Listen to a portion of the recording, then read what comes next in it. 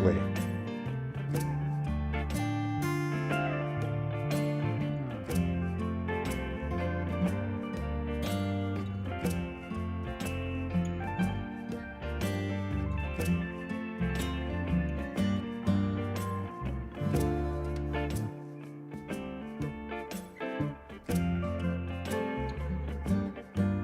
You have successfully joined the webcast. Please stand by. The meeting will begin shortly.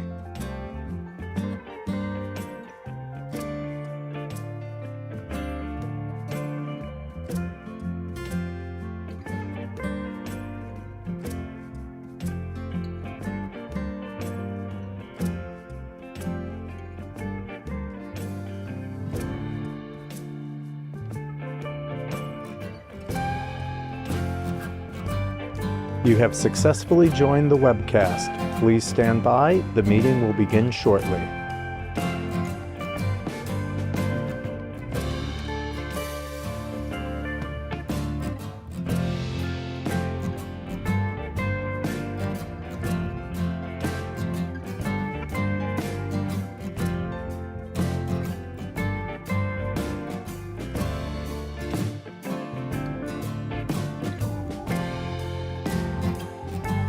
You have successfully joined the webcast. Please stand by. The meeting will begin shortly.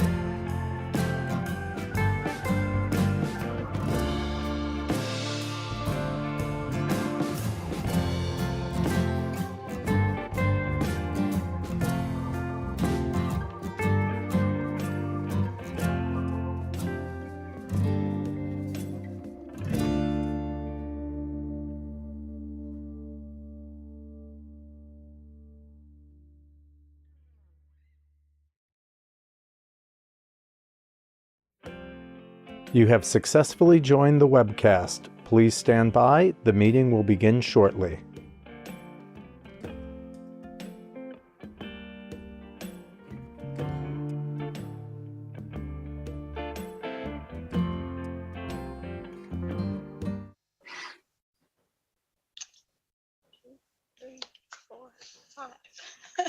Good morning, everyone. I'm Christine Nicholas, the chair of the New York State Tourism Advisory Council, and I'd like to call the meeting to order. It is now 11:02. Okay, so we're going to start by taking attendance for those conferencing in, and I will call the names from the RSVP list that I have here. Barbara Lee Diamondstein Steele Vogel, Dan Fuller. Can you see them on there? Okay. You guys will just have to unmute yourselves. Anthony Davidovitz. I'm here. Hello. Tom Mulroy. Catherine Nichols. Alexander Stanton. Valerie Knobloch. Here. Alana Petroselli.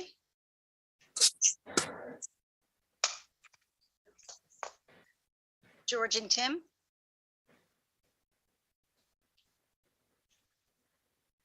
And then Eleanor, who's I think on her way. Okay. Eleanor And Tatum. David is actually David. Oh, David Filipiak. Yeah. Hi, Christine. I'm here. Hi, David. Okay, great. Thurman Thomas. No. And Assemblyman Danny O'Donnell. I'm here. Hello. And Senator Jose Serrano, or representative.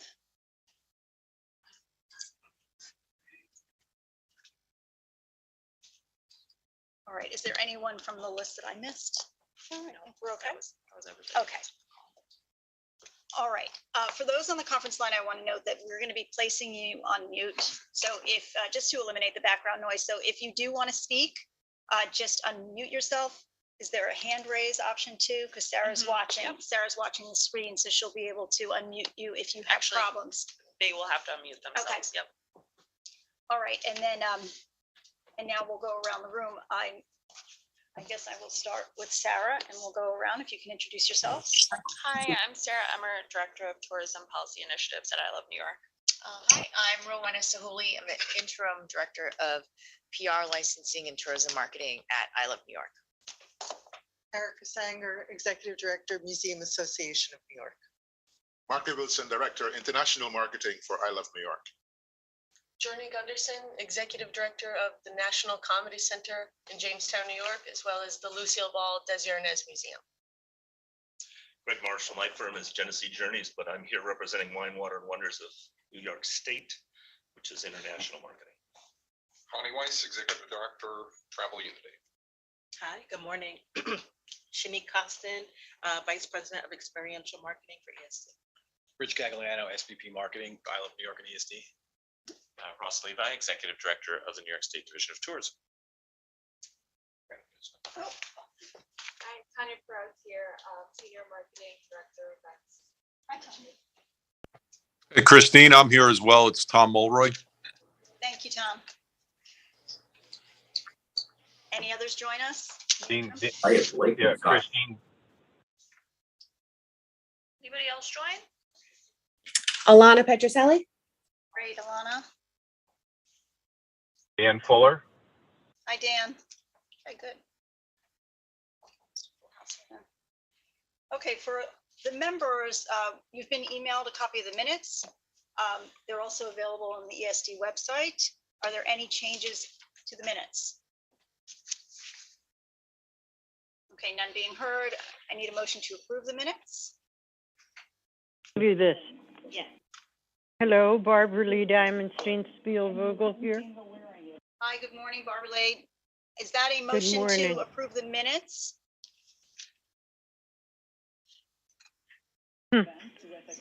I'll make that motion. I'll make a motion. It's Tom Mulroy. Tom and Val. And Val, okay. Second, yeah. All right. All right, we'll take yours too. Any opposed? All in favor? Without hearing any opposed, we're going to say the motion carries and the minutes are approved. Challenging to do this. All right, so welcome back, everyone, and I hope you had a great summer. For my report today, I want to briefly highlight some of the industry activities and tourism-related announcements. Shortly after our last TAC meeting on June 1st, I Love New York held a summer media night at the American Museum of Natural History right here in Manhattan. It was the first large-scale travel media event the division has held since before the pandemic, and it was co-hosted by the museum. Attendees were offered an advanced tour of the newly redesigned Hall of Gems, and I had the opportunity to attend and address the journalists in attendance. And I was joined by Ross and Ann Canty, the museum's Senior Vice President for Communications, Marketing, and Digital. In addition to hearing from us and the regional TPA partners about what the summer had in store, guests could enjoy 4 unique experiences. Family fun activities with Legoland, an outdoor camping exhibit to promote outdoor recreation, arts and crafts, paying homage to the Gilded Age, and live interpreters from the Harriet Tubman Bicentennial. 9 tourism partners from across the state participated, plus more than 50 journalists representing outlets like Travel and Leisure, Photos, Condé Nast, Traveler. Overall, it was a successful event and a great way to kick off a busy summer season, and I want to thank the museum for hosting. It's really a lovely, lovely event. Some other summer tourism announcements include LaGuardia Airport renovations. In fact, that same day, on June 1st, Governor Hochul announced the opening of Delta's new Terminal C, a $4 billion project which marked completion of the $8 billion LaGuardia Airport renovation project. Terminal C represents Delta's largest ever investment in an airport facility. The overhaul of LaGuardia marks the completion of the nation's first major new airport in more than 25 years and means that travelers flying in and out of New York now get to experience new and world-class airport facilities. From stunning public art displays to modern concessions, retail space, and passenger travel features, LaGuardia is now a travel hub that New Yorkers can and should be proud to welcome visitors to. Governor Hochul also announced that New York State has been selected to host the 2025 World Canals Conference, an event that brings together hundreds of canal and inland waterway enthusiasts, professionals, and scholars from around the world to learn about the variety of topics related to canals. The 2025 conference will be held in Buffalo in conjunction with the commemoration of the 200th anniversary of the Erie Canal's opening in 1825. the New York Power Authority, New York State Canal Corporation, and the Erie Canal Way National Heritage Corridor in partnership with the Erie Canal Harbor Development Corporation and Visit Buffalo Niagara are all joint sponsors and will be coordinating all aspects of the conference. In July, the governor announced the grand opening of the Children's Museum at Saratoga following a $3.1 million renovation project to relocate the museum to Saratoga Spa State Park. Right? The fully accessible 16,000 square foot facility is the first major public facing operation in the state park's historic Lincoln bathhouse since the 1990s. Is that right? Okay. Maybe we can talk a little bit about that, Erica. I want to hear more about that. The project was supported by a $600,000 Empire State Development grant, and it joins a growing list of public-private partnerships in that make up the Park of the Arts initiative. Ross will be able to attend and speak on behalf of I Love New York at the opening ceremony. Yeah, it was there. Oh, you were. Ceremony. It was terrific. Okay, excellent.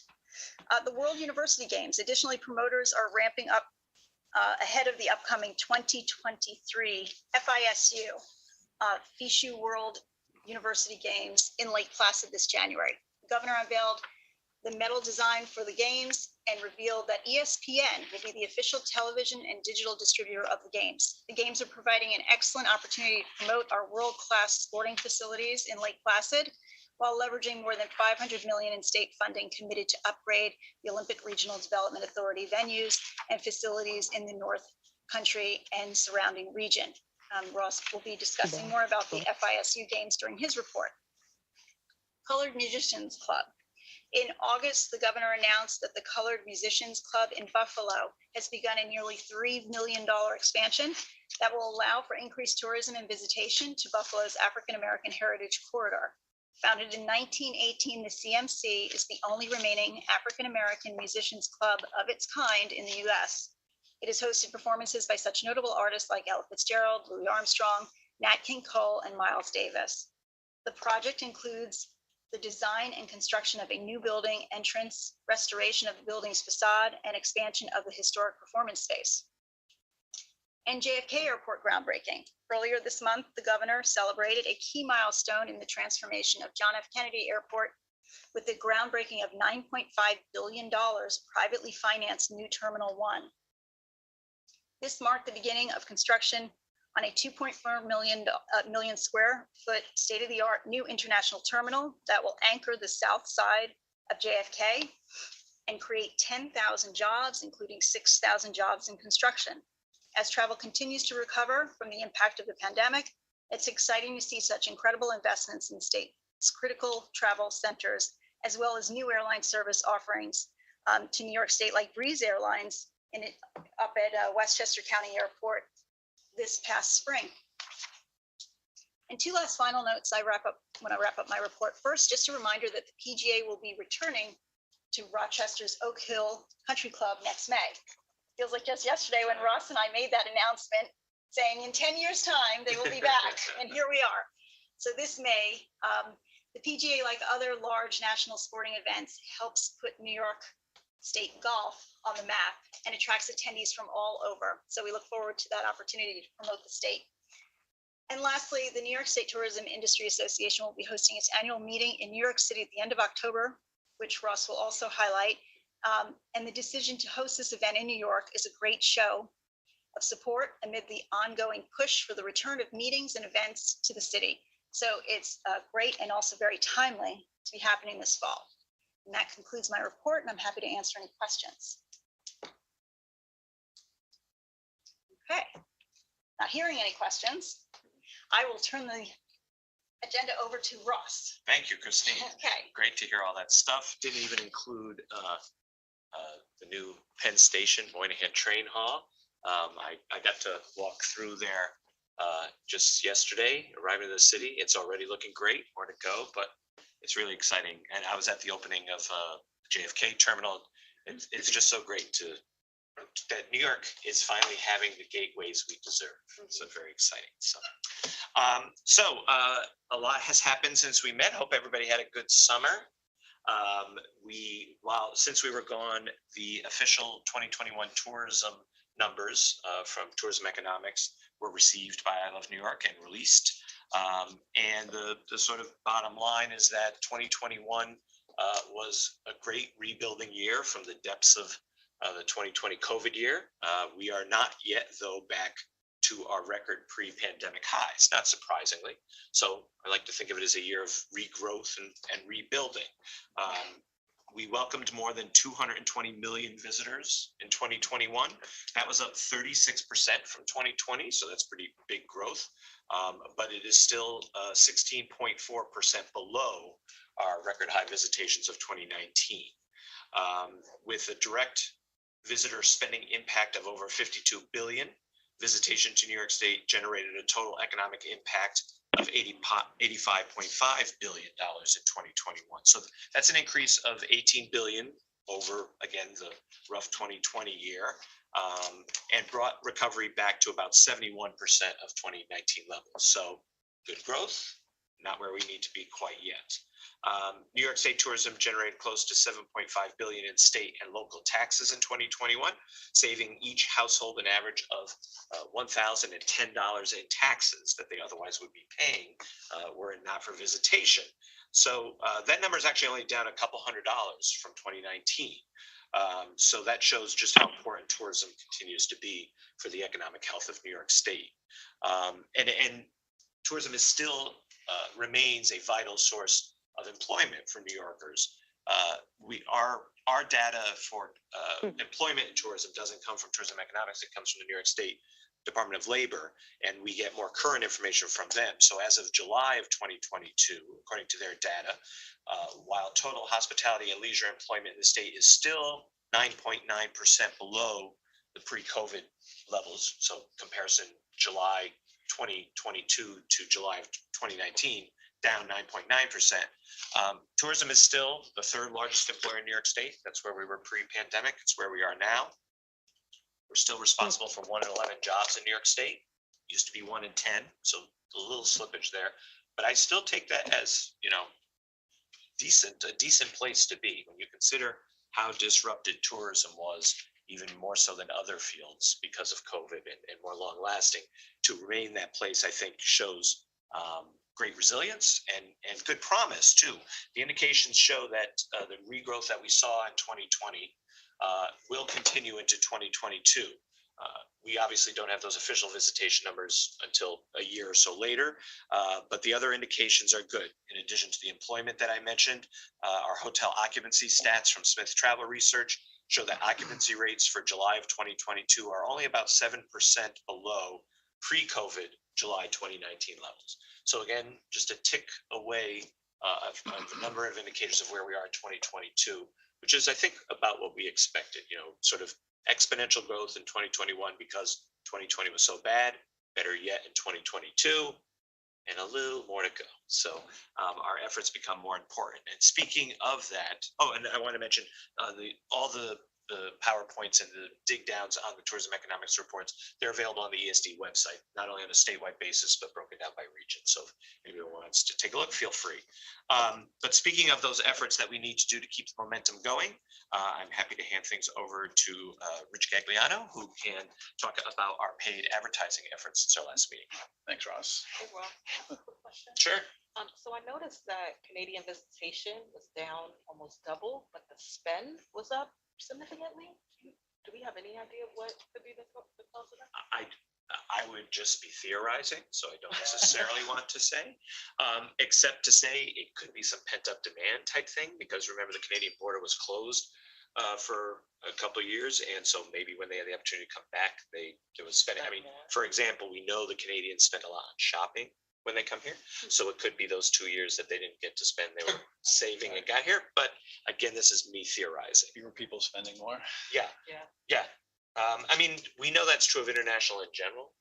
That the numbers are smaller in comparison to domestic visitation, but the spend is much higher. But you're right. I mean, for Canada, that's an interesting stat. All right, thanks, Ross. So since our last TAC meeting in May, I believe it was right before we had released our summer ads. So hopefully most of you have seen them running throughout the summer. They're obviously not running anymore, but we'll quickly play them again today. and talk a little bit about the strategy went behind it. Before we play them, just a reminder again, hopefully you've all seen them. This summer we had 2 spots running. We were still investigating and doing some testing on the effectiveness of marketing to the long haul audiences, LA, San Francisco, Chicago. We did a test with them where we ran digital, we ran on connected TV, which is basically through streaming services, so not traditional broadcast. And the spot for that audience, we're calling it Best Of. That was featured more of the most visible, most iconic, highest impact locations that we got. New York City, Niagara Falls, the Saratoga, the biggest of the big. So the types of attractions that will hopefully get people who are going to fly or travel long distances to consider New York. And the second spot was more targeted to our traditional in-state and drive markets, where we had a variety of state summer focused state attractions. And we really tried to invoke more so than ever that feeling of summer between the music selection and the visuals that we used and the emotional connection. We really wanted that summer message to really hit home. So maybe we can play both of those and then I'll talk about fall. There's something for everyone in New York State. Because some of the best experiences in New York also happen to be some of the best experiences in the world.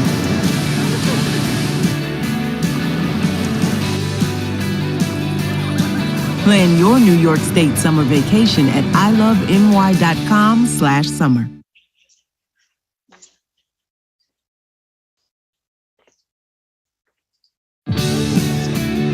There's something. It's time for an unforgettable New York summer. It's a summertime thing. Hey, it's a summertime thing. Summertime thing. It's a summertime thing. Find your summertime thing in New York. Plan it all at iloveny.com/summer.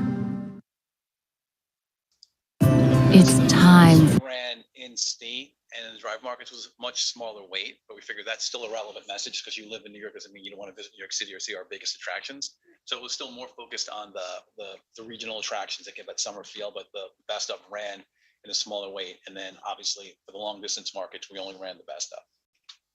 And then for fall started with about 2 weeks ago now, a week and a half ago, about a week and a half ago. So hopefully you've seen that. It's starting to run. Actually, that's like last Thursday, right? Technically, it's this Thursday. It started fall, but I was it's gonna good say, that you always start ahead. Right. Well, whenever we're going to do shoots, people say, "Oh, you're shooting. When am I going to see it next year?" Why? Well, we have to shoot in the summer so you can see it next summer. If we're running it in summer, it's too late. So we try to be a little bit in advance of the seasons. But yeah, a week ago feels like a month ago in our world, but it was. These have been running for about a week plus now. So hopefully you've seen them. Again, this is just focusing on the in-state market and the drive markets, and we've used a variety of New York State locations that try to hit on all the hit the attractions that run the gamut of fall opportunities. So foliage, the corn mazes and farms, haunted hay rides, things like that. So we play it. This is fall in New York State.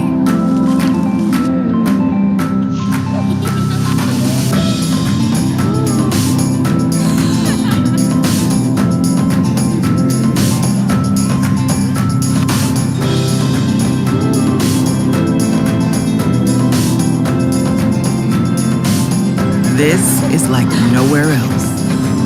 Plan your getaway at iloveny.com. So like I said, this started about a week and a half ago. It runs about 4+ weeks. And obviously this runs along with our favorite promotion, our foliage report. Ross will cover that in some of his future reports, but that hand in hand with our fall spots really make fall one of our favorite seasons. Great. And I want to thank and congratulate Rich for, as he was talking about, of getting things done earlier and shot earlier. We've actually been trying to do that for a number of years. We finally achieved it, that we're actually going out there to shoot things in advance of the season. And I think that serves us really well because we know people don't make their travel decisions just when the first of the season arrive, but in fact, ahead of that. So It's like seeing Christmas decorations up, in August. In the store. You gotta plan ahead. hopefully not that far, but yeah. So another busy activity over the summer was our experiential marketing, actually getting out and greeting consumers where they are to let them know about the great opportunities in New York State. And those efforts were headed up, of course, by Shanique Costin, who heads up our experiential marketing. Yeah, busy was certainly an understatement for us. We were very happy to be back. Of course, having been dark for a year and a half. And so we went from 0 to 4 programs. And so we had a very busy summer. We had our I Love New York mobile tour. I have to say back though, when- while we're running business events at the same time. Yes, So just well, to it's show also how, the busy season for business how events. flexible So- you and the team are. Our I Love New York mobile tour, a New York State Fair activation. We had a pop-up activation at Saratoga Race Course, and I'd be remiss without mentioning our Pride Tour. We engaged with somewhere between 20 and 25,000 travelers over the summer, collecting somewhere about 15,000 emails for our database. All of our programs wrapped a week ago, 2 weeks ago with Labor Day. And so we are still doing a lot of the digesting on the lessons learned, but I have some top lines to share with you guys today. So for our mobile tour, we were excited to be back. As I mentioned last meeting, we only went out with 1 tour this year. We usually had 2, but we did expand the footprint dramatically. So we went from a pod, which was a contained mobile vehicle, to a 40 by 40 activation. It says 30 by 30, but we actually spread out quite a bit more. From this one program, we collected about 11,000 unique leads. This year, we started to both track countries of some of our visitors as well as zip codes. And so we had on average, about 4 countries, which includes the US, so 3 additional countries were present, as well as nearly 40 zip codes. Highlights, the mobile tour specifically this year was a cross-department collaboration. Given the size and scale of it, it could not have been done without our partners across the marketing team. So that's everything from tourism to digital and social to our video services and PR team. I'm dubbing it our most impressive mobile tour ever. We can debate it later. I'll second that. If you do say so. Yeah, it was quite an undertaking with quite a bit of content within this space. And so getting that right is quite an undertaking for everyone, but it came about and it was beautifully done. Staffing matters. So I know we've talked about in the past kind of what we're seeing across the board from a staffing perspective, but hiring brand ambassadors who work our space, particularly for the tour, we hire 5 who go on the entire tour, which is about 12 stops, but it's equivalent to maybe about 16 or so weeks. Hiring them and getting them right is crucial to our footprint. And so they can pretty much make or break an experience for us in a lot of cases.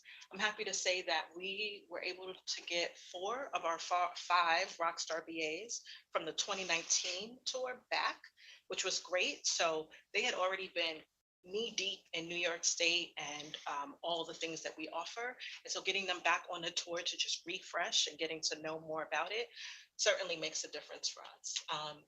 But the pandemic and the impact of the pandemic is still felt through the industry. The cost of raw materials are out the roof. You can never guess kind of where they're going to be at any given point, in addition to gas. So putting this thing on is not a small feat, so to speak, and lots of kind of surprises. So we were super happy to essentially accomplish getting to 12 locations this year. And then we also trialed a few things this mobile tour. So in addition to going to fair and festival type activations that already have a crowd, we also included high traffic areas like our welcome centers and beaches and parks. And what we found out is that while we didn't see as much traffic as we would have liked in those locations, we did find that the conversations with travelers in those locations went very deep, right? They were already kind of in the midst of a travel mindset. And so they were willing to talk with us about itineraries and about specific locations, but it was fewer in number. So here are the next slide, Sarah. Just an overview of the footprint again and the different touch points. So this is what a 40 by 40 activation looks like. It included an AR table, which we called our virtual New York State, as well as 2 kiosks, which held our map app and insider tips. It also included a New York State, the I Love New York sculpture, a 360 GIF activation, as well as our prize wheel. Most of this was gated. Actually, everything in here was gated, and I'll talk about gated versus ungated in a few slides. But it's important to note that we did kind of learn from things being gated and made some assessments and some changes later on. And here are just a few snapshots of us in action. I will say some of the highlights. We had both Governor Hochul, Mayor Adams, both stopped by, as well as some other chamber folks. At some of our stops, actually, Governor Hochul stopped at our first stop, which was the 116th Street Festival in Harlem, which was great. And then our next program was the New York State Fair. So the State Fair actually sits as our last activation stop on our mobile tour. The reason why we pull it out is because this audience is so unique, and it is a 2-week stay where we're normally somewhere for 2 to 3 days on average. We made some changes to the footprint, specifically for fairgoers. And so here, again, spreading out 40 by 40, probably actually stretching more to 50 by 50 in this space. We were there for 13 days, activating about 8 hours a day. In this space, we collected about 6,000 unique emails. On average, we were seeing about one person, one fairgoer who was not from the US on a day average, and collecting about 23 unique zip codes a day. The highlights here were, again, offering gated and ungated experiences. So gated experiences for us are experiences that require you to submit your email in order to interact or continue the activation. While that has certainly been beneficial for I Love New York and getting our hands, getting those emails allow us to continue a conversation through our digital channels, we wanted to make sure that we weren't completely ignoring, right? And understanding that folks want to interact with you at different levels, right? Some people are what we call waiters and swimmers, people who just walk the perimeter and kind of say hi, but think about retail. You go into a store, you want to look around, but you don't want anyone to say anything to you. And there are people who want to engage, you know exactly what you're looking for, and you need help getting directly to it. And so we wanted to take a similar approach. So we ungated several of our activations within the State Fair footprint. One of them being completely unique to our summer activations, which was an RFID table. So essentially connecting, like using a puck of sorts, you connect it to a table, and then video and or content comes alive in it. It allowed consumers or fairgoers to get to know New York State, again, without feeling like they have to give us their emails. And in ways, it's hard to measure the impact of that, but we know, right, that folks are still learning and engaging around New York State, our attractions and destinations in a really great way. And then we also streamlined our email collection system. So from last meeting, you may remember, I mentioned that prior to this year, when you came to an experiential activation, you would have to put your email into each individual zone. This year, we streamlined that, making it so that a consumer only had to put it in once. But this time, we also, for the fair specifically, removed the verification step that somehow was a little bit cumbersome for attendees. And then ideally, we were at the, back in the Expo Center, which is, I believe, still the newest building on the fairgrounds space. It is a very large space. And so we shared that space with the 174th Attack Wing. Ask me about it later. It's a little weird. They had a drone, fighter drone, and they were showing the coordinates on the screen. It was a little, it's a little bizarre. But being back inside of the expo center was awesome. It's near the family pavilion, it's central, it's indoor, and has AC. And so it makes for a perfect spot for folks to gather when they're at the state fair and just looking for some indoor space. Here is a overview of the footprint itself. So again, the RFID tables, the AR table did come back with us, as well as a kiosk. Instead of a 360 stick gift station, we did a comic gift station. And as always, we always bring back the I Love New York sculpture. It's so popular and folks love it. A few snapshots of this footprint in action. And we were lucky enough to have Hope Knight join us here from ESD. And then the last of the activations I'll talk about is our Saratoga Race Course activation. So this actually came about as a unique opportunity from Ag and Markets. So we work with them on a lot of stuff, including our Welcome Center program.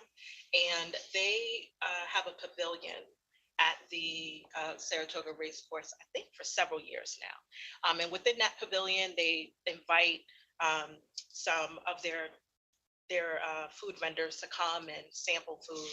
Well, within that space, they actually had more opportunity to host a bigger footprint, and they asked us to join them. It was a wonderful opportunity to do a pop-up. We had 3 weeks to get it together, to make the most of the opportunity. It actually went off well. We learned a lot about the attendee group here. We did 2 activations, 2 unique activations, a photo activation, as well as a getting to know New York State's sports and gaming. And this is one of the first times, I think it's the first time that we have organized content around interest category and not region. And so it was way more relevant for folks who were there. We got to talk about other racetracks, other sporting related facilities across the state, bring those people in, as well as on Travers Day, which is their largest attended day. I think their attendance jumps from about 25,000 to about 50,000 on that day. We changed our far footprint over into a tasting wall. So we actually had a taste of New York as well, where we highlighted 4 food items across the state: cheese curds, maple candies, apples, and half moon cookies. Again, you could just come up, let us know what taste was of your interest, and you could participate as well. I think for us, the highlights and learnings here was around interest categories versus regions. Another cross-department and agency collaboration. The location is important. And so while we were given this space, we also had the opportunity to kind of scout out the race course for future activations. And it's actually a really great, perfect spot for a larger integration here. And if we return, we'd probably look for more sponsorship to help drive attendees to the footprint. I would be remiss without saying a huge thank you to my team, who I believe is both on the phone and in the room. The folks on the phone have helped manage several of our activations, both Pride and other activations. And Tanya actually newly joined my team in June and jumped right in. So thank you to the team for activating all of these activations. Great. That's the overview of the footprint and just a few images of us in action. And that was a great overview, but what it doesn't capture is you have to really be there to see the excitement of people, especially at State Fair, people taking selfies on the wall and at the sculpture and just really enjoying it and all the tour stops. And while it's important, like Shanine said, to have that balance between gated, capturing emails from a marketing purpose and then metrics, one of the goals for next year is how do we measure beyond just email capture? How do we, with surveys, we have to figure out different methodologies of tracking the effectiveness of this. But if someone walks through this experience and plays with the videos and just has a really great time and really thinks positive in New York, but doesn't leave an email, that's not a fail. So how do we capture that type of response. So that's one of the goals for next year. Great. Shanika, I just have one question. Of the 12 places that you went, 3 were out of state. Which states did you go to? Canada, Okay. New Jersey, and, or 2 in New Jersey. Were there festivals there or? Yeah, so one was the 2 in New Jersey was the Balloon Festival and the New Jersey Fair, but it was in the Meadowlands, so the northern part. Thank you. Great. Thank you. Shanique mentioned the I Love New York LGBTQ Pride activations, and that actually was a big part of our summer work as well, maximizing Pride Month. This was the first time that we've been back on the road since COVID, so we were thrilled to be out there, held activations in Buffalo, Albany, Rochester, Harlem, New York City, Fire Island, and Syracuse. We had a reimagined experience that Shanique and her team put together in consultation with myself and David Turley on the I Love New York team that featured an aura reading. I can't remember if I mentioned this at the last tech meeting, but the idea was that we had a actual guy who does for a living aura readings, reads the energy field around you, and he has special equipment that we took instant pictures of people. Then he read their aura there on the spot and then matched them up with travel activities that matched their personality and their aura.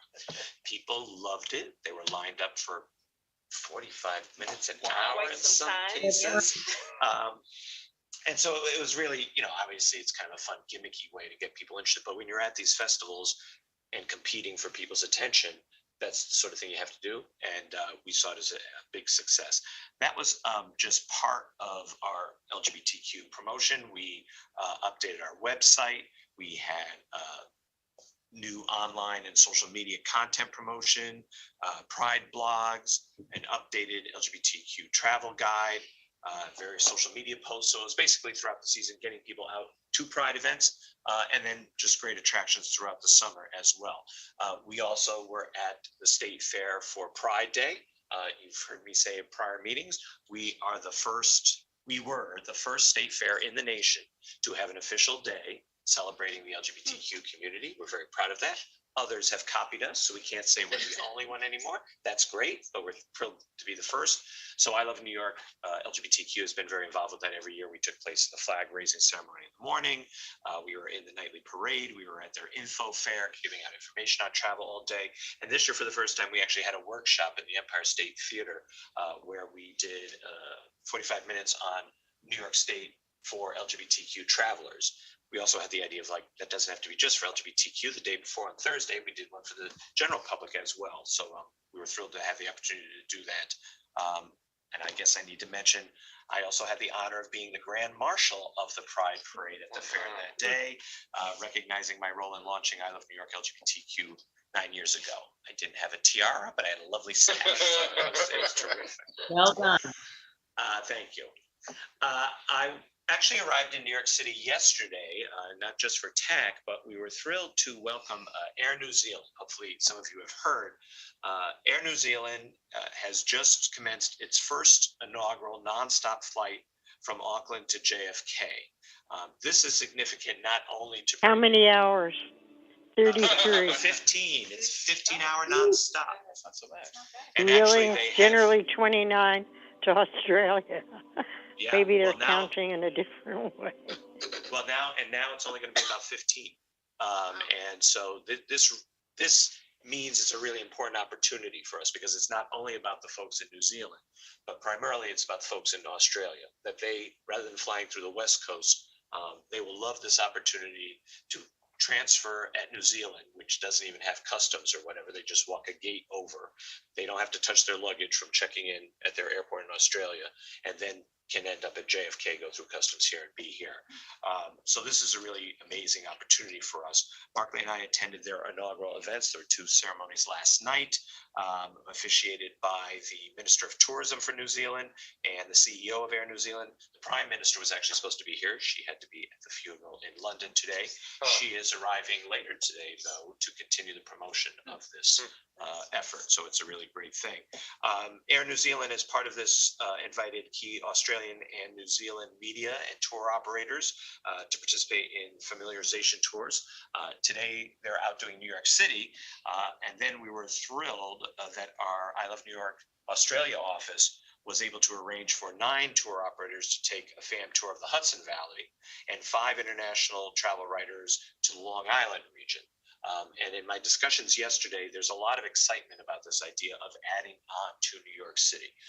The tour operators were telling me that a lot of Australians, will love coming to New York City and love there's an Australian word like hustle bustle, but it's like hurlable or something. Anyway, they'll love the hustle bustle of the city, but it can actually get overwhelming after a few days. And the idea of being able to go then to Long Island, the Hudson Valley, the Catskills, or elsewhere in New York State is going to be very appealing. And so we're thrilled our Australian office could do that. A lot of legwork from Danae Jones and our I Love New York team working on those FAM tours. And then thanks to our partners at Dutchess County Tourism, we also have TPAs from around the state coming from Buffalo, Ithaca, Cooperstown, Sullivan County, Orange County, Ulster, and they're going to be doing a network event at the FDR National Historic Site to present to the tour operators during a reception. So really a taste of New York State for all these folks who are coming. Also on the international front, Brand USA Travel Week takes place next week from September 26th to 29th. This is basically a trade show that Brand USA started just a couple of years ago to sell the US exclusively to Europe, as opposed to being part of a broader show which has the whole world competing for the attention of tour operators. And Mark Wilson will be representing us along with some of our international offices, be meeting with one-on-one key UK and European tour operators, should be having close to 40 appointments over 3 days. So good luck, Mark Lee. Summer was also a busy time for funding, for New York State giving away money to partners to help support tourism. Kelly Beccarizzo and her team have been hard at work on what are now 4 different funding programs. Market New York, many of you have heard about in past years, the competitive program for-profit and nonprofit organizations who have tourism projects, whether those be marketing or actually capital projects to improve tourism. Though the round 12 of those grants started on, the application started on May 2nd. The application process was closed on July 29th. And at that point, we found out that we had 146 applicants requesting over $34.5 million for what is a $15 million program. So more than double requested than what is available. That means we are now in the competitive scoring time. This is a match program. The capital match, the grantee puts in 80% and receives 20% of the state, but the marketing is 50-50. So basically a 1-for-1 match. It actually used to be the grantee only had to put in 25. This year it was made 50-50 to make it more consistent with the rest of our funding programs.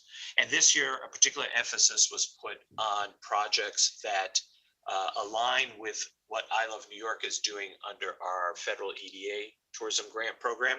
So folks who have projects that involved the MICE and the travel trade, international tourism, or outdoor recreation, those are being given specific attention. So that scoring process is on now, with announcements being made later in the year. Speaking of the EDA, you'll remember the $45 million we got from the federal government over the next 3 years to do funding programs, to do tourism programs. Part of that is we wanted to give away just over $14 million basically to our DMO and TPA partners statewide, so that they on a local level could amplify what we're doing on a state level in the MICE international and outdoor recreation work. So the deadline for those grants was August 23rd. We received requests for $29 million, again of 14.25 available. So again, a competitive process. We're currently scoring 33 eligible applications and hope to have announcements of those in the next couple of months. Our matching funds, every county in New York State is eligible for tourism matching funds, a 1-for-1 match for their tourism work. Those guidelines literally went out this morning. So the TPAs are now aware of that program and can start on their application materials and other paperwork so that money can start flowing to them early in 2023 for that program year. And then finally, the Meet in New York and Return to Work COVID relief programs. You remember the governor announced in November of God, was it only last year? November of last year, feels like 2 years ago. We continue to receive applications for those programs.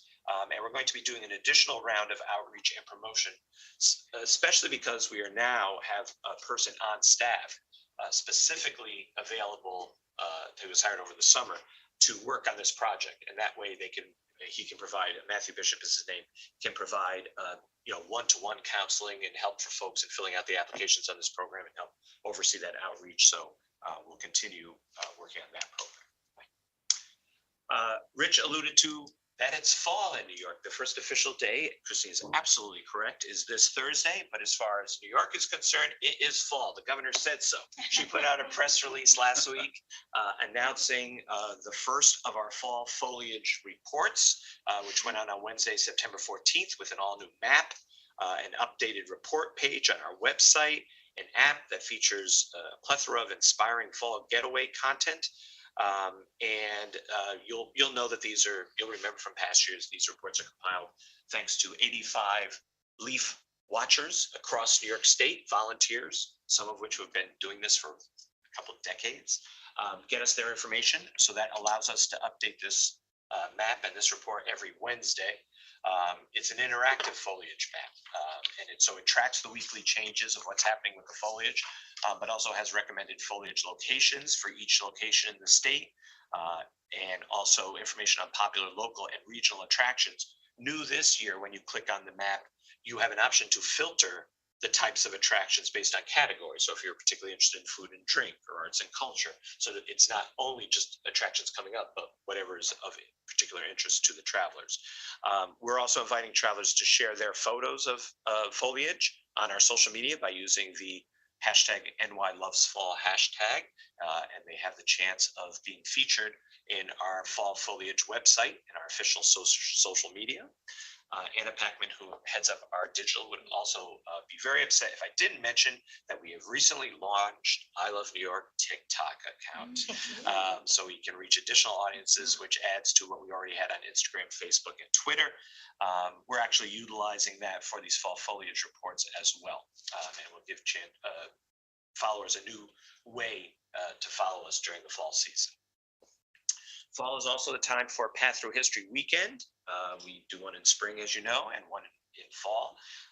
That's happening October 8th through the 10th, showcasing our state's historic and heritage travel sites by putting together a calendar of events that they host across the state. There are over 700 sites currently in Path Through History, divided into 14 different themes. And we already have a few dozen events registered for the middle of October there. Some of those include a Hide and Shriek Candlelight Ghost Tour in Cooperstown. The Roberson Museum and Science Center in Central New York is hosting exclusive guided tours of their Longhouse exhibit to honor Indigenous Peoples Day. In the capital Saratoga region, the Mayfield Historical Society's annual Fall Harvest Cruise-In is featuring spinning and rug braiding demonstrations in their loom room. And there's much more, so by all means go to the Path Through History website to hear all that's going on. We are also getting ready for Winter Media Night, believe it or not. We have to work a few months ahead of time, and that's coming up in October. Rowena Sahuli, who is ably pitching in, and while Lisa Soto is on maternity leave, is working diligently on that, co-hosting as we have in past years with the Olympic Regional Development Authority and the Ski Association of New York to highlight upcoming winter activities in New York State. The theme this year is A Winter's Tale, and we hope to feature activations that will highlight the FISU Games, the World University Games that Christine mentioned in Lake Placid, as well as other fun winter activities like skiing, curling, spa visits, ice wine tasting, et cetera, et cetera. And as usual, we'll have representatives from our TPAs across the state joining us for that. Last couple things. Christine alluded to the Nestia meeting coming up here in New York City, October 26th, 27th, and 28th at the New Yorker Hotel. We'll be doing our usual update to the industry. And then just as that is concluding, the New York International Travel Show is happening. Again, Danae Jones, who I was referring to, is working hard on that, October 28th through the 30th at the Javits Center. I Love New York is an official sponsor of that. We'll have a I Love New York branded aisle to gather about 20 of our partners from across New York State and make a real showing to consumers who are visiting that. That sponsorship also gives us a lot of exposure, not only during the show, but before the show, some ads, website presence. We'll also be co-sponsors of the press room there, and we'll be hosting an I Love New York press conference on their trade day, which is Friday. So the end of October is going to be pretty busy, and a lot of sort of this unofficial tourism week happening in New York State, which will be pretty exciting. And then the last thing I'll mention is that sort of sneak preview of the FISU Games, the World University Games in Lake Placid, coming this January. And that is the largest multi-sport winter event in the world after the Winter Olympics. So people, that sort of puts it in perspective for me. It will bring thousands of participants from across the globe to New York State. It's basically like, you know, somebody from the University of Berlin, I don't even know if there's such a place, paying somebody from Harvard, right? So it is kind of like the Olympics, except it is exclusively university athletes. And so in partnership with the games, the Division of Tourism has been actively promoting updates such as ticket sales, which began earlier this month. And there'll be many more announcements happening. Our team will be working with the FISU teams to promote the games and help spread the message. We may even have some more on that specifically at the next TAC. But that concludes my report. Any questions for Ross? I have a quick question for Ross. Hey, it's David Filipiak. David. Hi there. For the NYSTIA meeting and the awards in end of October, would you like, or are you expecting any TAC members to be in attendance? You're certainly welcome. That is an event that the New York State Tourism Industry Association holds for the industry. That includes everybody from DMOs to people who serve the tourism industry, media. So for people that, for example, sell advertising to people in tourism. So certainly anybody from TAC who would like to be a part of that, by all means, there's registration information available online. Any other questions?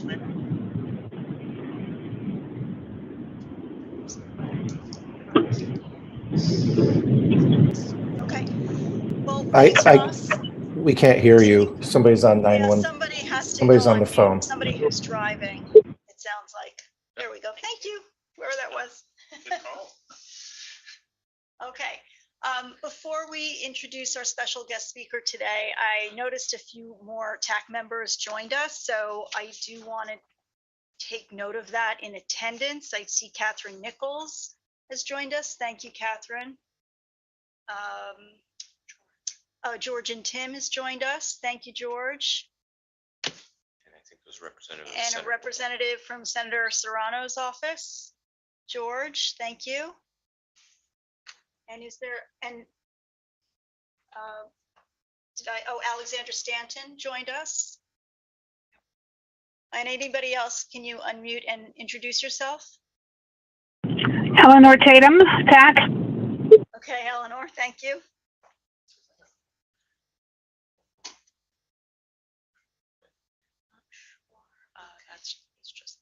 Okay, then we will move ahead with the introduction of Erica Sanger. Thank you so much, Erica, for joining us, the Executive Director of the Museum Association of New York State, to talk about what the association does and how we can help work closely together. I know museums are a huge, huge part of the tourism industry in New York State, and new museums are opening up all over the state. And in fact, in New York City, just last week, we opened up the Jackie Robinson Museum downtown on Varick Street. So in fact, baseball is on a lot of people's minds as Aaron Judge is about to possibly break another barrier here with a home run if he makes another. Now I'm going to, I don't mean to jinx it, but if he gets another two home runs, homestead all week, so hopefully it happens. Yeah, it where it's happens supposed while to we're happen. here in New York, because then it will be extra special. But thank you so much, Erica, for joining us. Thank you so much, Christine. I want to thank Ross and Sarah for the invitation to speak with you today and to share a little bit of what we do. I want to thank the members of the committee and Assembly Member O'Donnell and Senator Serrano's office for their support of museums. It really is essential from across the board. And I Love New York has been a partner of the Museum Association for many, many years. We were in Buffalo last week for the the American Association of State and Local History. I got to see the Colored Musicians Museum and all their plans, and the historic Michigan Street Corridor, which is absolutely blooming, and really exciting plans up ahead in Buffalo. So that was really great. So thank you. I think we can go next slide. So people say, how long have you been in museums? And that's my mom, pregnant with me, standing in front of the Metropolitan Museum of Art in June of 1962. So I've been in museums a long time. Next, please. Great. So the Museum Association serves the entire state. We have about 700 members, and of those 700 members, there's an additional 1,200 staff that are our members who we serve. We passed a new strategic plan and a brand new mission statement at our June board meeting. So you'll see some of that language change if you go to our website and our publication materials. If you go next, Sarah, please. Our offices are located in Troy. And if you've never been to Troy, please come visit. It is an absolutely fabulous city. The historic district is blooming. But we have members, next one, Sarah, from all regions and all disciplines across the state. In the last year, we saw a 4% increase of organizational members in New York City, which is some really nice growth that we like to see. But we are pretty much evenly represented across all of the economic development regions. Next. Our biggest program of the year is our annual conference. Our 2022 annual conference was in Corning. We maxed out the Corning Museum of Glass and the Rockwell Museum's COVID safety capacities at 300 people. I Love New York was well represented with David Turley came and spent a few days with us. When we talk about economic impact of the Museum Association's conference, we're looking at a $500,000 impact on the city of Corning for our conference. Next. We are supported by public and private, both industry sponsors as well as private foundations. This is our list from the website. I think I took that last week down. I think we added one more. Next. And when you look at museums across the state, no matter the size or the discipline, a zoo, an art museum, they're really all concerned with the same issues, right? There are resources, how to get human resources, how to get financial resources, relationships with their communities, visitors from outside the communities, which is, you know, what we are doing and partnering with you guys, and then how to create access to exhibitions and collections. And over the last 2.5 years, that access has really grown because of digital access. If we could go back one, I'm so sorry. I want to take a second, play a game. Take a look at the pictures, and if someone thinks that they could identify 6 of these places, raise your hands. I'm not going to ask if you can identify all of them. Can you identify 6?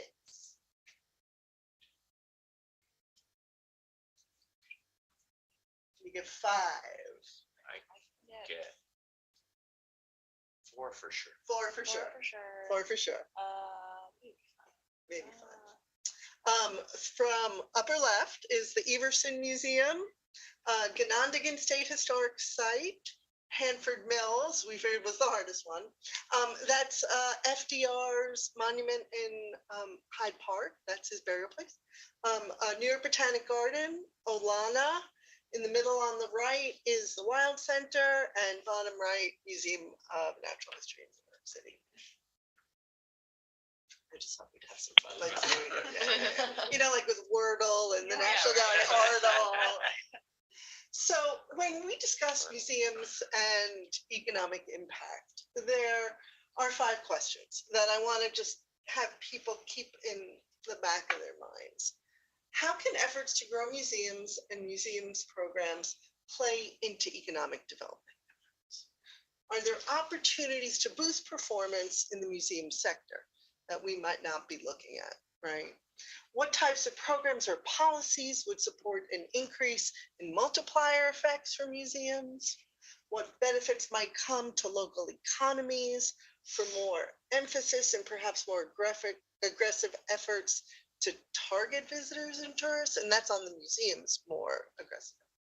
And then how can educators, community leaders, and public agencies intervene with museum industry partners? And when we say that, it could be everything from someone who is a vendor supplying food in a museum cafe to the person who's building the lighting systems, right? In ways that lead to cumulative improvements, both social and economic climates for museums. Okay. So the numbers that I'm going to be sharing with you were collected in 2016 and were aggregated in a 2017 report. These are the last numbers that we have to talk about tourism in our field and economic impact. So if you look on that chart, it shows that New York's museums have greater impact on New York State's economy than the economic impact of museums on any other state's economy, right? So if you think about California, if you think about Texas, right? Museums do more for New York than museums in Texas do for Texas, right? That's the comparison. Next. Yeah, that's just the older numbers. So this is why the Museum Study Act is so important, because when the governor signs this bill and we can actually do this study, it's going to give us the visitor statistics that I could not bring to you today because they don't exist on a museum by museum basis. So there are 3 numbers I want you to remember. And these again, 2017 numbers: 61,000 jobs supported, $5.4 billion in economic impact, and $1.4 billion in tax revenue back to New York State. Next.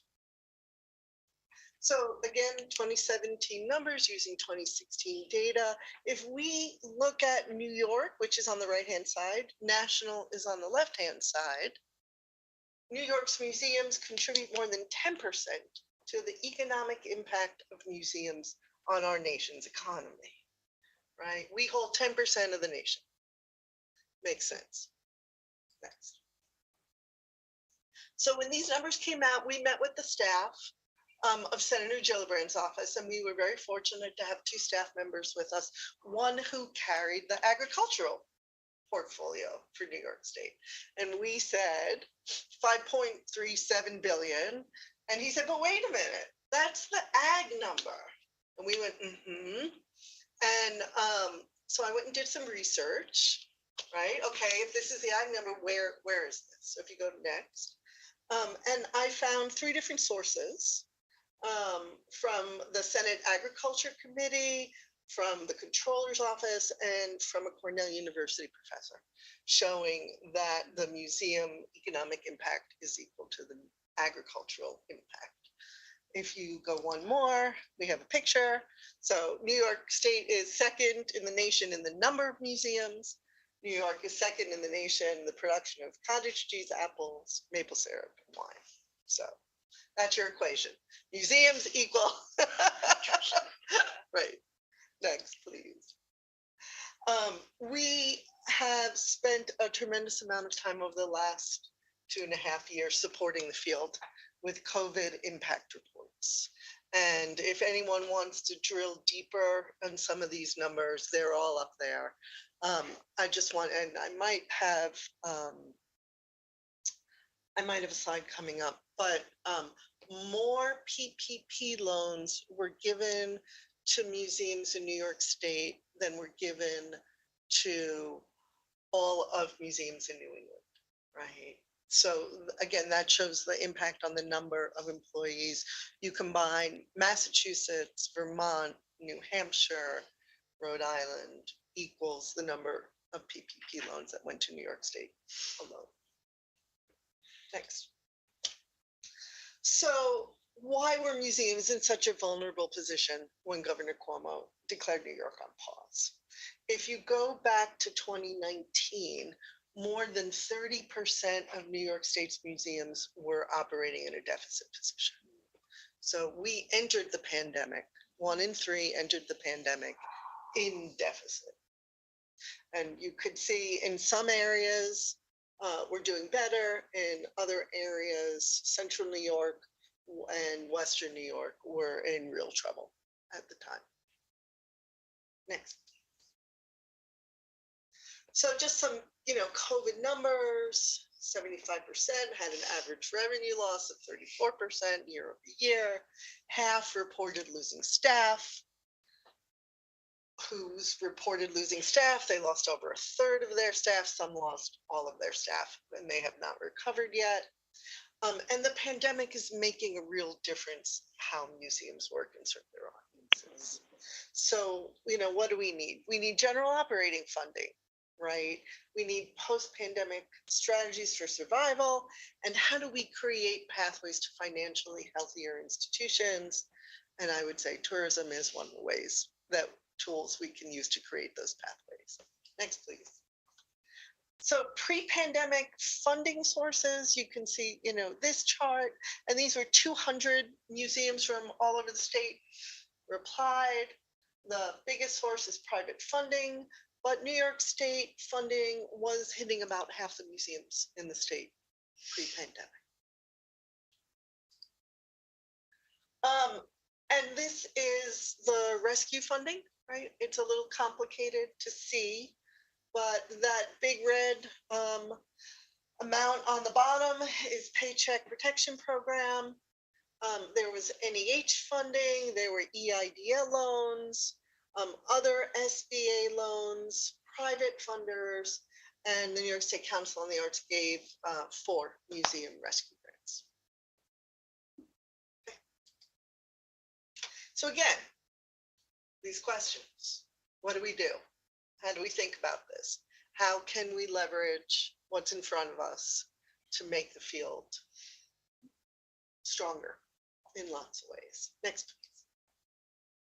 So, as I'm sure this commission knows, because I think, Christine, you might be on the commission, or a representative will be on the commission. In 2021, the legislature passed the New York State 250 Commemoration Act. It was amended this past February. And once funds are appropriated by the legislature and raised by members of the commission, grants for programs and historic preservation are to be made available through the Office of the New York State Historian and New York State Office of Parks, Recreation, and Historic Preservation. So we've been working very closely with the AASLH, who is sharing out information on this for a very long time. A private foundation in New York State, they're located in Syracuse, just gave $400,000 to this national organization to fund service to museums across the country. So we hope to be competitive in some way. Next, please. And so the Museum Association of New York, we are the New York State representative to the Smithsonian's traveling exhibition program, the Museum on Main Street. About 3 years ago now, we saw this coming down the pike and we signed the contract with them. 12 museums in New York State will be able to host the Voices and Votes Democracy in America exhibition leading up to the semi-quincentennial, so that we will begin discussions and planning for this so that people will be ready by the time we hit America 250. This past week, we met with the National Endowment for Humanities.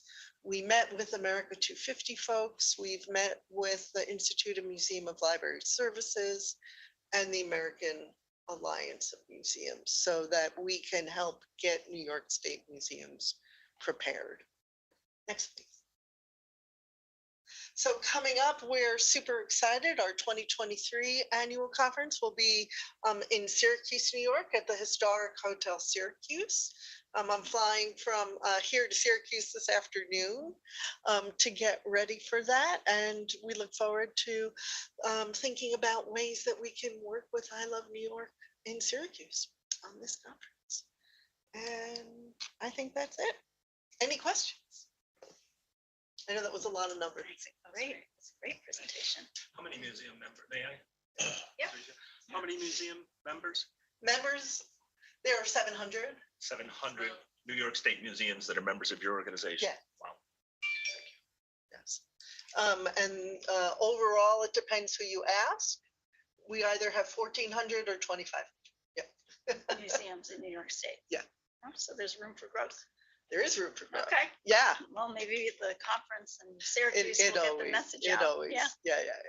We'll keep, it's, we know of other state museum associations that lost support during the pandemic. So the fact that we've been able to maintain in the pandemic is an achievement for us. Yeah. And Erica will remember that, when I Love New York started working with Manny, one of the, I think, biggest values was getting tourism folks to speak museum and getting museum folks to speak tourism. That there were communities that didn't necessarily understand each other. And I got to tell my Greg Marshall story, which when Greg told me that when he first started working in tourism, he went to a museum very enthusiastically nearby and said, I'm here, I'm going to bring you all kinds of visitors, I'm going to do this, I'm going to do that. And the museum curator said, well, thank you, Mr. Marshall. We're very excited that you're here. I want to let you know that my job is to make sure that that rug you're standing on that was made 200 years ago is here 200 years from now. And Greg said humbly, let me start over. And I tell that story all the time because I think it's a great example of we have so much shared interest and shared goals, and yet individual things to do as well. And to find those areas of overlap is so valuable. Absolutely. Other questions? David has his hand David? raised. Hi there. Yes, I have a question. Are those 700 members, are any of them from private, virtual, or for-profit museums? Yeah, a couple of them are from private. Stickley Museum comes to mind right away. There are also a couple of private archives. So yes, absolutely, private museums. Thank you. Hi, it's Catherine Nichols from the phone. Could I make a comment? Of course, Catherine. Hi, everybody. Hi, Erica. Representing the TAC committee, but also the New York State Council on the Arts. And we are awaiting any day now the opening of our portal for the 2023 capital appropriation, which is very exciting and the largest that NYSCA has received in history. It's scheduled to be $50 million, which of course museums will be eligible for. So very exciting. And the announcement and the portal opening with guidelines for this year's opportunities will be likely in the next days to a couple of weeks. So please stay tuned. And it's just a wonderful and exciting opportunity this year, the greatest amount in history at $50 million proposed. Yeah, That's essential. More than 70% of our museums are in historic structures, not in purpose-built spaces. So capital needs for museums are real, and we are so grateful for NISCA support of capital improvements in museums. Yes, so we should coordinate and make sure that as soon as that opportunity goes out, you can help us get the word out to all of the members because it truly is an historic appropriation this year. Yep, absolutely. It's on our radar. We've been waiting. We've been waiting. Great. Thank you. Thank you. Other questions? Great. Well, Erica, thank you so much for joining Thank us you. and informing us. Sarah, I assume this is going to be distributed to our TAC members, the PowerPoint? Yep. Okay, terrific. So we already can, have it. we Yep. can look at that some Fabulous. more. And if we have any further questions, we will be in touch Yes, with you. please feel free. Sure. I will, I find it interesting, the $5.4 billion being both ag and museums, Yes. right? Tied together. Yeah. One is food for the body and one is food for the mind. Yes, yes. And also, I do want to just remind everyone that when the governor, she wanted to make a big deal about getting vaccinated. She went to the American Yes, Museum of Natural History here in New York City and got vaxxed under the great big whale. So let's get up. And, you know, Assembly Member O'Donnell, we pushed out a letter a couple of weeks ago encouraging museums to be polling places across the state, because I believe the Metropolitan Museum of Art was the first museum to be a polling place. And we think it's a really natural partnership. Another way that we can work with the communities. So yeah, we're reaching out as we can when, yeah. Oh, that's a great idea. Well, terrific. Thank you. I want to open it up to new business. And I know we have another museum here as a guest, Journey. So Greg, if you want to make an introduction or. Well, I did want to say a couple things, and I do want to yield to Journey because I'm so excited that I had a little bit of a role in having her here. I've been around a long time. Anybody listening on the telephone or at this table, I've said this before in October of 2019, and I'm going to say it again, including those who are on maternity leave. There has never, since the inception of the I Love New York program, been a better New York ESD team in place than there is now. The programs, the staff professionalism, the reactiveness, the resourcefulness is as solid as I've ever seen it in all of those years. So thank you very much. And that's not patronizing you. It's not kissing butt. I earnestly believe that. You know, I don't say things I don't believe. I'm so, you know, I have a company called Genesee Journeys. Part of its representation, part of its inbound international, but I'm here for Wine, Water, and Wonders. We are so proud that that organization, that fledgling organization, is largely in place because of I Love New York and the work we did with you early on is made it through the pandemic. Not only did we make it through the pandemic, we're financially sound.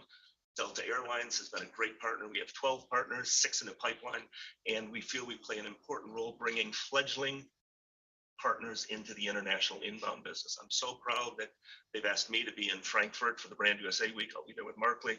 I'm very excited. Let me just stop there and say thank you for letting me come to this, or any of us that aren't part of it. But Journey Gunderson, who is the executive director of the National Comedy Center, which I have a fledgling relationship with, I would yield my time. That's appropriate for us. Well, thank you for that wonderful introduction. Thank you for having me. Thank you for that presentation. That was fascinating. And a lot of what I want to update everyone on has a lot to do with everything everyone has reported on. So many of you know that Empire State Development and I Love New York were instrumental in even getting the National Comedy Center built in New York State and in Lucille Ball's hometown of Jamestown, New York. So we wouldn't exist were it not for ESD. And it's been a crazy timeline, of course, opening in 2018 before a pandemic. But I just want to, and I'll be brief, highlight what has happened this year, because I think it plays into a lot of the strategy of New York State as a whole in terms of attracting more people. We're just coming off of about 3 weeks ago being named to US News and World Report's list of top 25 family weekend getaways. So on that list is Disney World, Disneyland, New York City, Hawaii, and now the National Comedy Center in Jamestown. So we're thrilled with that. And that's coming off of a summer where we launched two major exhibitions. One is the Johnny Carson Experience, hosted by our hologram host, Jimmy Fallon. So we shot that here in New York with Jimmy in the spring. And it's immersive, much like you've seen the Van Gogh exhibition traveling the country. So you really are enveloped in the story of 30 years of late night, 30 years later, the story of Johnny Carson. We just cut the ribbon on that a month ago. We also had a really special experience celebrating our founding advisory board member, Carl Reiner. Rob Reiner and 17 members of the Reiner family came to town to cut the ribbon on the exhibit. And CBS Sunday Morning ended up deciding to come and cover that and interview the three children of Carl Reiner in the National Comedy Center museum galleries. They also filmed the stage celebration we did with the family in front that was hosted at our partner cultural institution, Chautauqua Institution. So we're located on Chautauqua Lake, and it's 4,000 seat amphitheater. So we don't have an air date yet, but CBS Sunday Morning covering that tour was important for us. We saw the return of the Lucille Ball Comedy Festival. So we had been on a hiatus due to the pandemic. And when you're talking about zip codes, one thing that always amazes me is here we are in this corner of southwestern New York. Every single year at the Lucille Ball Comedy Festival, we get zip codes from over 40 US states in Jamestown, New York, over the course of 3 days. So this is something that really has reach and draws people from far and wide.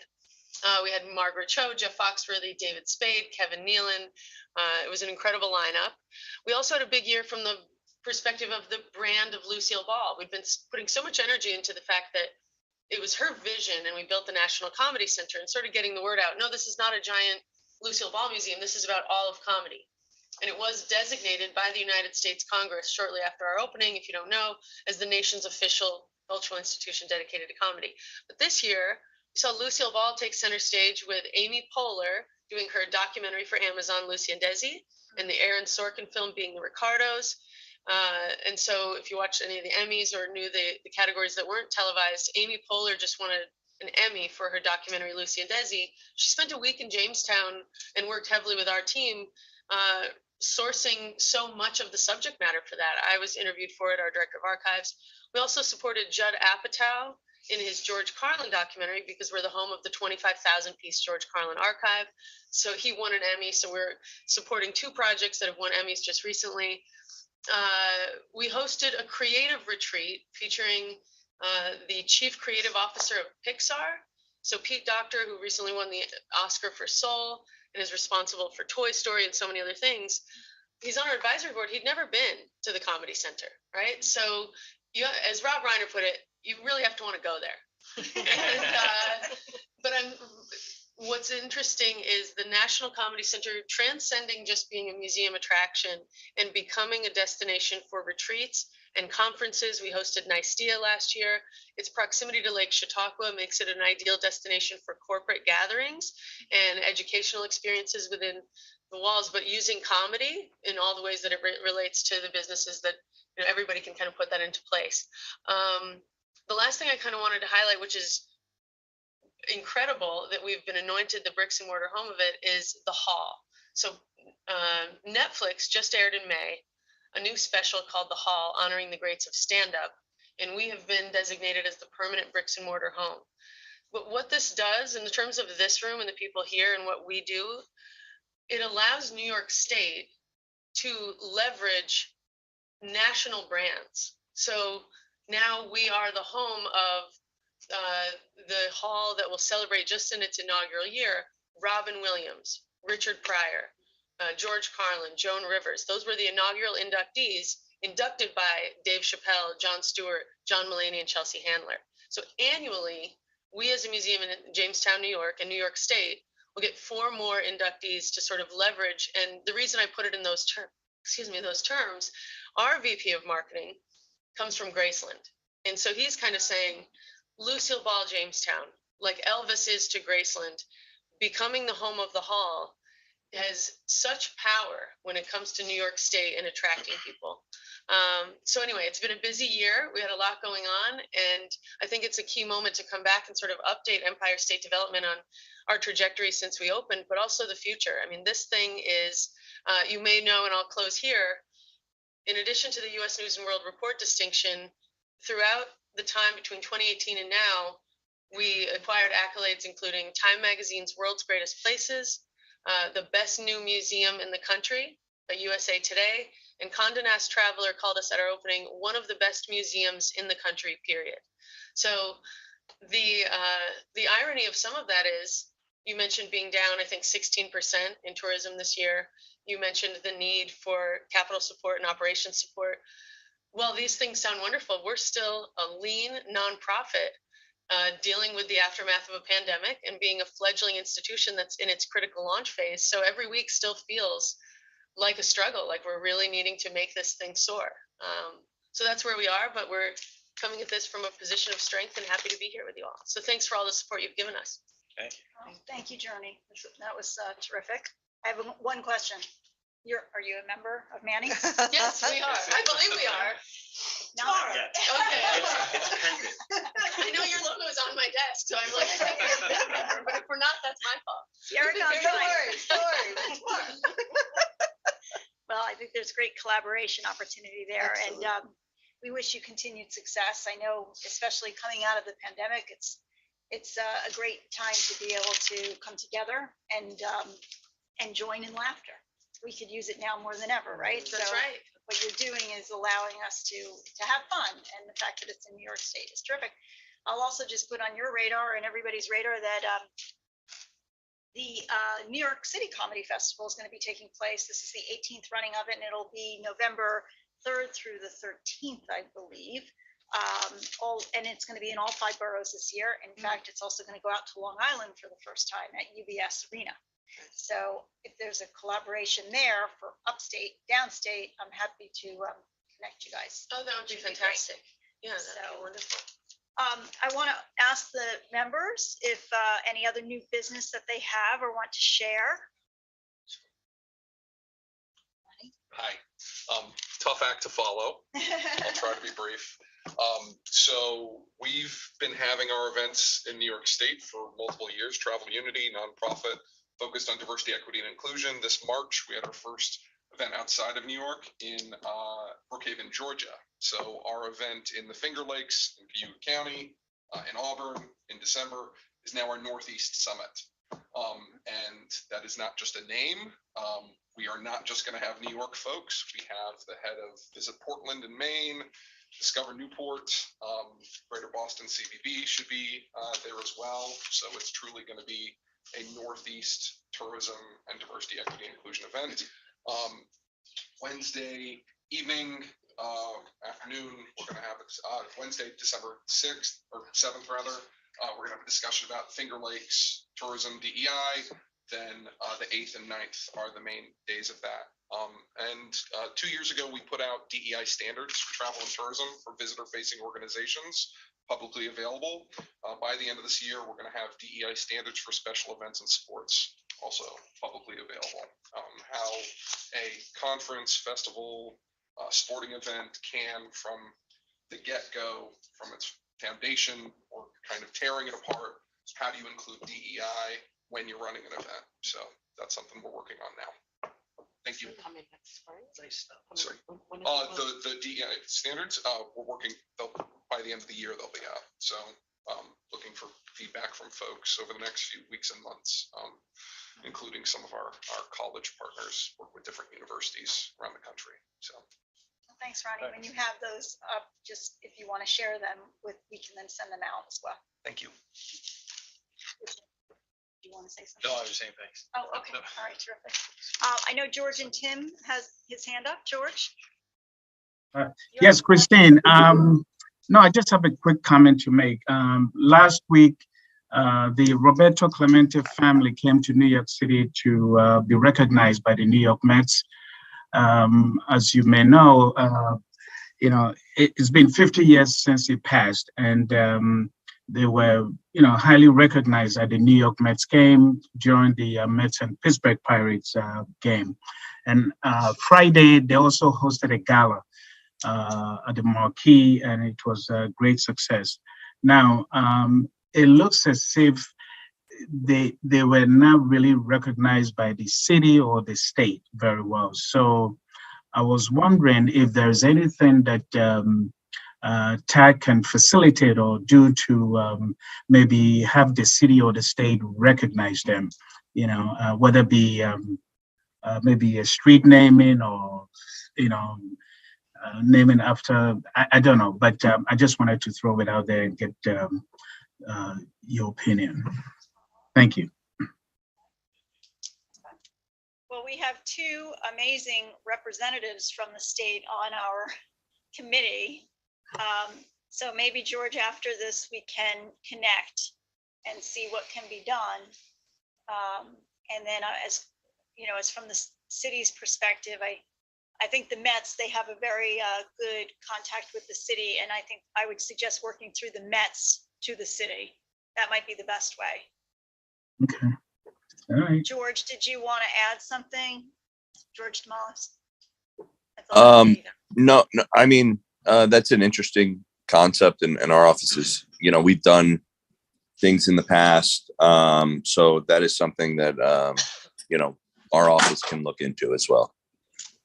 Hi, this is Eleanor. This is Eleanor Tatum. I know that there are several places in the city already named after Roberto Clemente. There's the Roberto Clemente pool in the Bronx. And I believe there's also a Roberto Clemente Park. I'm not sure if there are other places as well. Thanks, Eleanor. In fact, Shanique is explaining to us that the pool is The pool and in the the park Bronx are in and the the same, park I grew are up right state behind parks. it. Yeah, they're both state. The pool sits within the state park facility. Right. And then with the street, and also with street namings, that's on the community board level.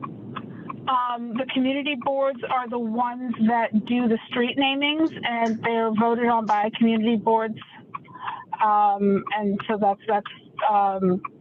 there's a process of applying for a street to be named after a person, and then the community board votes on it. Okay, how about maybe passing a resolution saying that Roberto Clemente Day, something like that? I think there may be. I thought there was one. But let's just check. I thought there was one years ago, Georgia, if I recall, but I think the Mets would have the most up-to-date current information on how they deal within the city. But from a state perspective, George Demolis will ask you to help us out with that. We really appreciate it. Yeah, of course. I can put my email in the chat as well. Feel free to contact me. Yeah, George, I was looking at more from the state versus the city, and if TAC wants to do something, I don't want us to go through the Mets, because we can do our own thing, just to recognize the organization. Yeah, I will add my email so you can we can discuss further. Okay, thank you. You got it. Thanks so much, George. Of course. And George, thank you. Okay, it's past 12:30, but I do want to give anybody last chat if anybody has anything else they need to I add. actually just want to give a thank you to Sarah Emmer. She was up at 3:30 this morning to be here, again pitching in for Kelly Garofalo Wilkins on maternity leave. We actually have 4 team members on parental leave right now, so we've been more coming. And more coming. I don't know what's in the water over here. Some go out. But thank you, Sarah, for all the work to have the meeting work well. And Christine, I just wanted to add one more thing. When I was listening to the conversation earlier about the museums, one of the things that we may want to think about, and the museums may want to think about and find out if there is funding for, is during times when there is extreme heat or extreme cold, using cultural institutions as warming centers and cooling centers. I think that that's something that we can certainly talk about. There's a lot of buzz around the museum community about responses to climate change. And I know that museums are called energy sinks because we take so much energy to protect our collections, but it also means that the buildings are constantly at one temperature, so that if there are ways that we can figure out how to open our doors in times like that, I think it's a great idea. And also, it would just possibly bring in populations that may not usually come to the museum. And so with a look through a DEI lens, it could be something that could be really great for some underserved populations and for new populations of museum visitors. Yes. Interesting. Ellie, thanks so much for the suggestion. Okay. I wanted to let you know that our next meeting is scheduled for Monday, November 14th at 11 a.m. Most likely here, but if that changes, we will let you know. And I need a motion to adjourn. And a suggestion not to hold this during General Assembly again. I think we said last year that we would try not to do it during the GA. Yeah, the challenge with that is they don't, believe it or not, announce a year ahead of time. And so when we do our meeting notices in December, we did our best. We did the research, but clearly didn't succeed.